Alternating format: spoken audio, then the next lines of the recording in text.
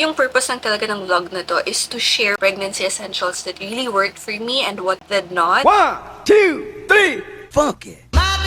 I'm finally on my 3rd trimester. This is my bump. A lot of you have been supportive of this journey kasi whenever I go to mga mama and baby fairs, I would ask for opinions kung ano yung mga kailangan during the 1st, 2nd, and 3rd trimester and in nesting. And I was overwhelmed with the responses of my fellow moms kasi I could really feel na parang may community na tayo, yung mga nanay and yung mga buntis. Same tayo ng pinagdadaanan. So this vlog, I just wanted to share what I've been using during my entire pregnancy. Not only as a doctor, but also because I know there are a lot of women hindi pa alam what to do. And I know this is my first pregnancy. I'm not an expert, but everything that I'm sharing is based on experience. And since I am nearing my term, lahat ng mga kinailangan ko during my pregnancy, I'll share it in this vlog. This is not only based on my profession as a doctor with a medical background, but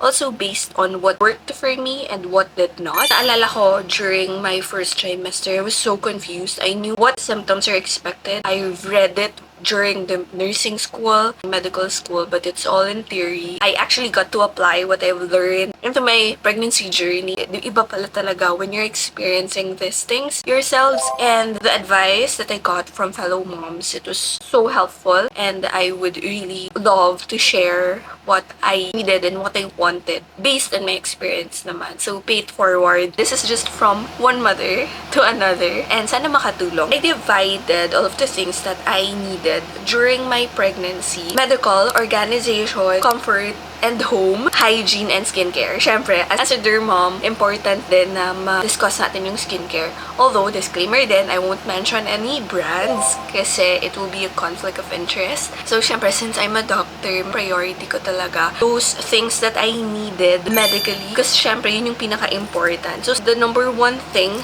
that I booked and I planned for is the ultrasound package, because I know that the most specific ultrasound result would be during the first ultrasound, which will determine the expected date of delivery. First 2 ultrasound center na nuntahan namin, hindi ganun kaganda yung experience namin. It was not that sanitary. The room was so small. Rushed yung ultrasound. Ang sinabi lang sa akin when I had my ultrasound, walang heartbeat.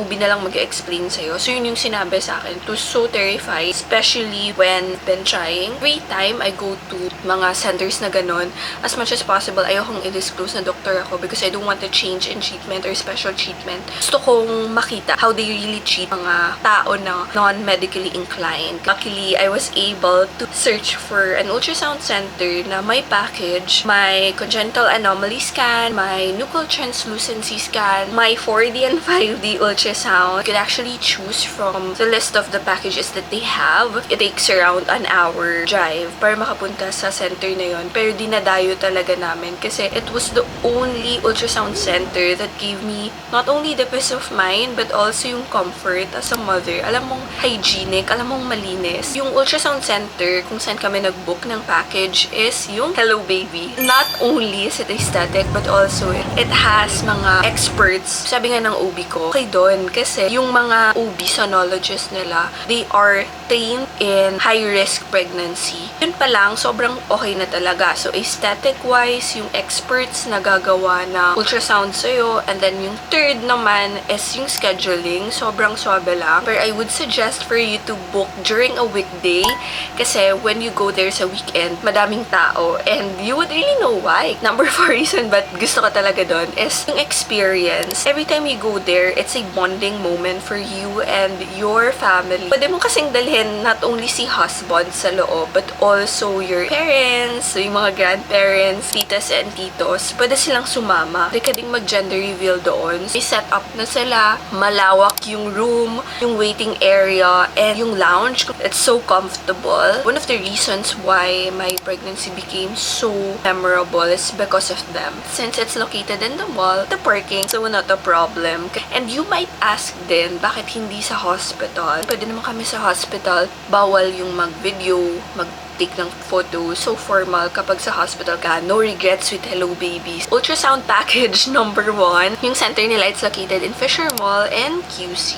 And then number 2, ang maternity packages for laboratory tests. For instance, yung mga CBC urinalysis, HIV panel, Hepatitis B panel, oral glucose tolerance test, and mga booster shots like flu vaccine, Tdap vaccine. What I got was a home service from an affiliated diagnostic center na affiliated sa clinic namin. Mas convenient lang kasi we didn't have to go to a facility na pinupuntahan na lang kami na medtech for our blood to be extracted. Like yung OGTT kasi every hour tinitake yung blood, and kapag naka-fasting ka, medyo hilo-hilo ka na during the 2nd to the 3rd hour. Helpful talaga na sa bahay lang yung pag-extract ng blood sa akin. Number 3, I would really suggest for NIPT. NIPT is non-invasive prenatal testing. Aside kasi from the genetic testing that it offers, it will also give you one of the most accurate tests for the sex of your baby, and that's the reason why we were able to do gender reveal during the first trimester. First of all, we were so excited na namin mag-prepare for everything, mag-isip ng names, and mag-prepare ng mga gamit ni baby, but we couldn't move on if we hintayin pa namin yung 20 weeks or so. Kaya during the first trimester, nag-gender reveal na kami. And aside from that, kasi magbo-board exam na ako, didn't want to be near the exam date, kaya sabi namin, sige, NIPT tayo. Yung NIPT na nakuha namin, it's actually from Cord Life, kasi even our OB recommended them. Premium package na yung kinuha namin kasi it was so worth it. If ever may moderate to high risk ka, may microsomal analysis na rin na free, and may genetic counseling that comes with it. Convenient lang, pupuntahan ka sa bahay, blood extraction, and then isasend yung results sa OB. For those of you who wanted peace of mind early on during your pregnancy, you want to know the gender early on, with family history of genetic diseases like trisomy, aneuploidy, mga chromosomal abnormalities, it really pays to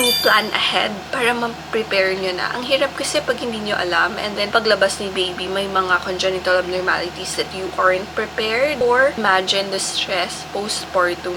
Aside from this pala, we were planning to do cord banking. Pero iniisip pa namin, me know if you would recommend it or not. Pero based on the poll that I did on my Instagram story, most of the mothers would really recommend it, and some actually had a good feedback. So one-time chance for you to get the umbilical cord of the baby, and that's something that we're still reading about and researching. Let me know what you guys think in the comments below if na-experience nyo na, and if wala pa, let's learn about it together. What I also had yung Monday to Sunday na merong mga medications. So those are the things that you really shouldn't miss. Kailangan may medication organizer. That is very important for pregnancy. Syempre, nutrition, proper diet, and exercise is very important. I couldn't stress it enough. It's easier said than done, because if I am to rate myself, hindi naman ako masyadong naka-exercise. Siguro kung may nag-exercise man, yung utak ko lang, kasi I was reviewing for the board exam. Yung organization essentials, meron akong Clearbook that contains all of my past prescription from my OB,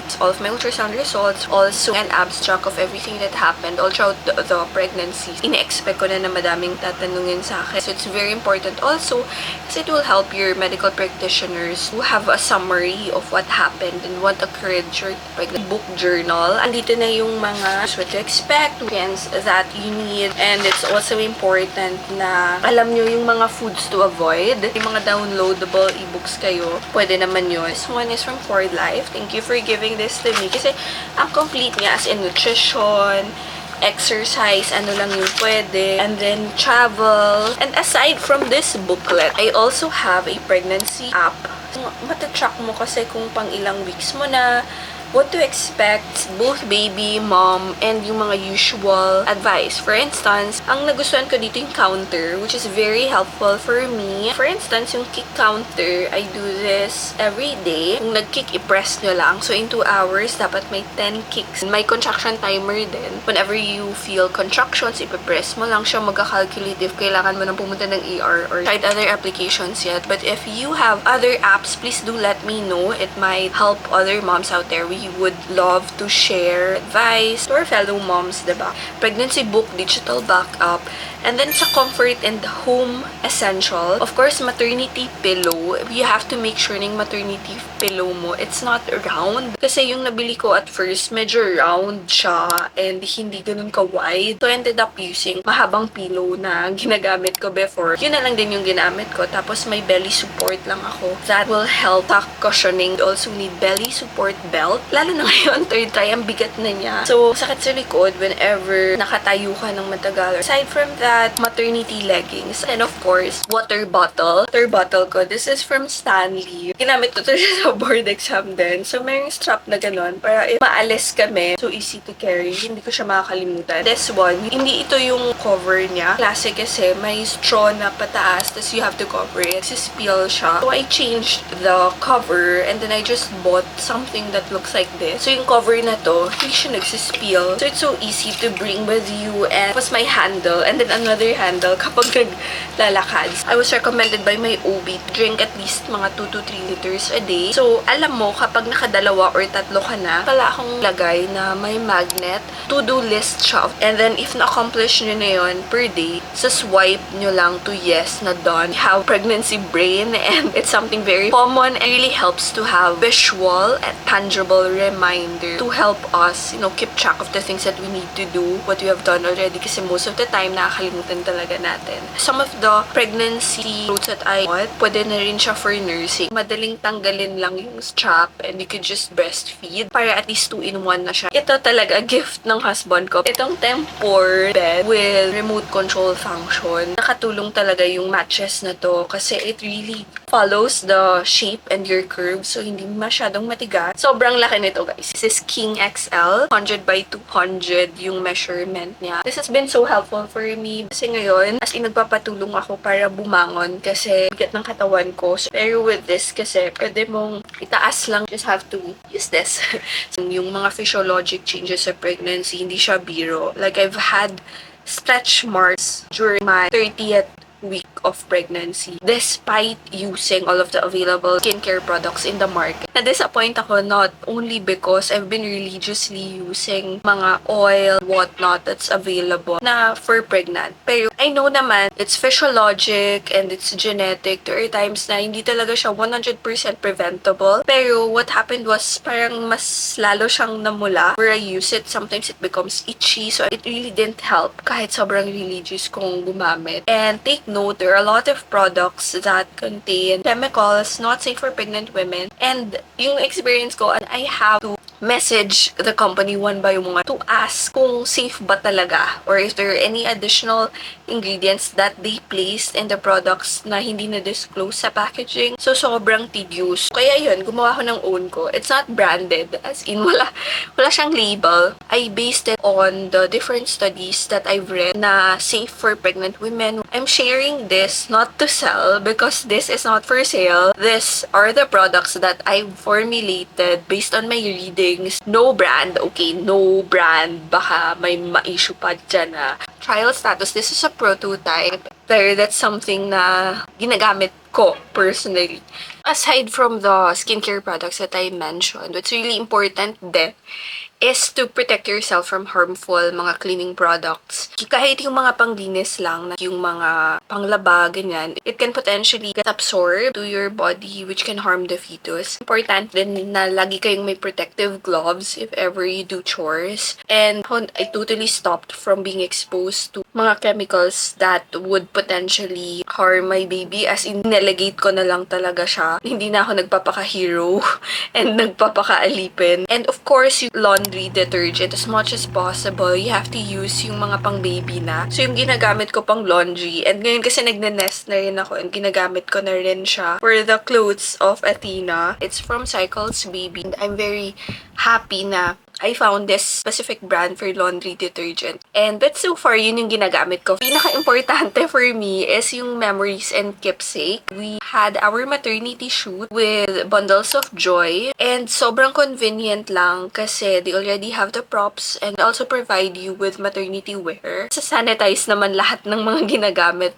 Initially, sabi ko, parang magma-maternity shoot pa ba tayo? Na-hassle kasi kami, even when we got married. So namin parang kapag mag-travel kami, nag-video kami ng raw experiences, hindi siya ganun ka curated. We wanted raw, we wanted it real. Pero I realized na this is my first pregnancy and I really wanted to immortalize. So, hindi lang ako masyado naghubad kasi I felt insecure nga. Nagkaroon ako ng stretch marks. I know it's something very common, pero I felt shy na to be hubadera at this point in my life. Medyo demure lang yung shoot namin and I specifically chose something na I won't regret years after pag tumanda na or kapag makita ng anak ko sa future, hindi siya mag-cringe. Why did you do that, mommy?